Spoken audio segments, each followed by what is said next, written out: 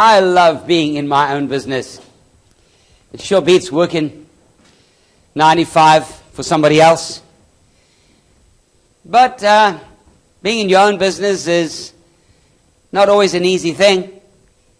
And there's many people who would love to go into their own business, but they haven't thought through everything that's involved. What kind of business that they'll go into, what kind of business goals that they have, where they aim to be in the future. And so I'd like to start a new series today called Building the Boats of Business. Now, in the ministry side, the Lord often gave us symbols for different types of ministries. And a lot of the time, the symbols that were used for different ministries were different kinds of vehicles.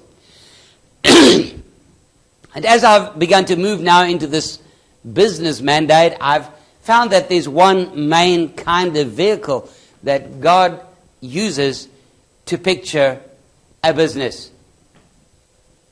And it's the picture of a boat or a ship. Now, the ships of Tarshish were very famous in Bible times. And we read in 2 Chronicles 9 verse 20 concerning Solomon's business activities. It says, King Solomon's drinking vessels were all of gold, and all the vessels of the house of the forest of Lebanon were of pure gold. Silver was not counted anything in the days of Solomon. For the king's ships went to Tarshish with Hiram's servants. Once every 3 years, the ships of Tarshish came, bringing gold, silver, ivory, apes, and peacocks. All sorts of exotic things and lots of wealth. The ships of Tarshish in Scripture are always a picture of wealth and of business activity. Now, the ship is a symbol of business activity, and fleets of ships are a picture of like a full business activity, because there's many types of ships. Now, I'm blessed being in my own business that I can set my own time to work when I want to work, to take time off when I want to take time off. And it's wonderful because it gives me the freedom to do whatever ministry activity I need to do and to devote myself to the business activities at the same time. One of the most wonderful experiences I have on a daily basis is to go down to the sea. The Lord has blessed us with the opportunity to live right by the sea. In fact, we look right out from our home over the sea. Even as I'm speaking now, I'm looking out through the window and I see the vast, beautiful sea in front of me with the islands in the water. And it's such a beautiful picture, such a lovely, relaxing picture. And it's so wonderful first thing in the morning, before I even start my day's activities, to go down and have a time of walking on the beach. I get exercise, I get fresh sea air and sunshine, and I have an opportunity to sit there on the beach all alone, just me and the Lord, to sit and speak with Him and to get ideas. And in fact, a lot of the principles that I've been sharing in these lectures, I got right there on the beach. I sit there with a little notebook and I wait on the Lord, and He gives me a revelation, and I write down the ideas and the principles that come to me by the Spirit. It's a wonderful, wonderful experience. And it was as I was sitting there not long ago, I looked out on the sea, and out there were all kinds of different ships and boats. We live right near an oil refinery, and there's a continual supply of these big oil tankers that come and park there for about a week or so at a time and pump their oil out of the tanker into the oil refinery tanks where the petroleum is processed and made into the different kinds of fuels. And then we see these fishing boats going out. In fact, just about every different kind of boat that there is, at one time or another, we've seen passing along our shoreline here. Some going off into the horizon, some passing close to shore. It's such an awesome sight. I never get tired of it. You know, some people love to watch aeroplanes. And airplanes are a wonderful thing as well. But I find it so exciting to watch the ships as they pass by, to look at them and just wonder what kind of activities take place on them. And so as I meditated on this whole thing of ships, I realized that there are many different kinds of ships, and I've isolated 7 different kinds of boats or ships that I believe are pictures of 7 different kinds of business activity. And if you've wondered just what kind of business you should be going into, what kind of business you could be involved in, I think that as we look at these different kinds of ships, which are different kinds of businesses, you'll get some ideas of perhaps where you'd like to be involved, perhaps where you'd like to move to in the future if you're already involved in a business. Try and give you some kind of understanding of the different business opportunities that are available to you. And so I want to look at all of these different boats or ships, starting from the smallest, leading upwards, and give you an idea of the kind of business you can be involved in. And so the first kind of boat that I'd like to look at is the sailing yacht. Now, once a year, there is a special race that takes place from San Diego down to Ensenada, down near where we live. And we see the whole sea is filled with these beautiful sailing yachts with all different colored sails. And it's a beautiful, beautiful sight to see all of these yachts moving slowly, only being driven by the wind. One little guy sitting there with these sails in his hands, trimming the sails and adjusting to catch the wind and to see whether he can get his little yacht to get to the end first and win the race. It's a fascinating sight. And as I looked at the sailing yacht, I realized that the sailing yacht, being a one-man vessel, is a picture of a freelance business. What's a freelancer? A freelancer is a person who no longer works for a boss in a fixed company, but they work for themselves.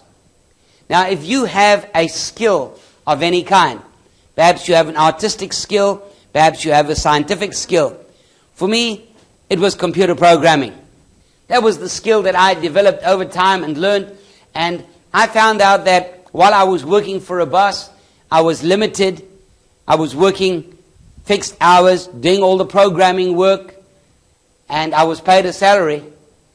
But after a while, I found out there were a lot of people out there that wanted extra programming work that needed to be done. And I had a chance to go after hours and do what they call moonlighting.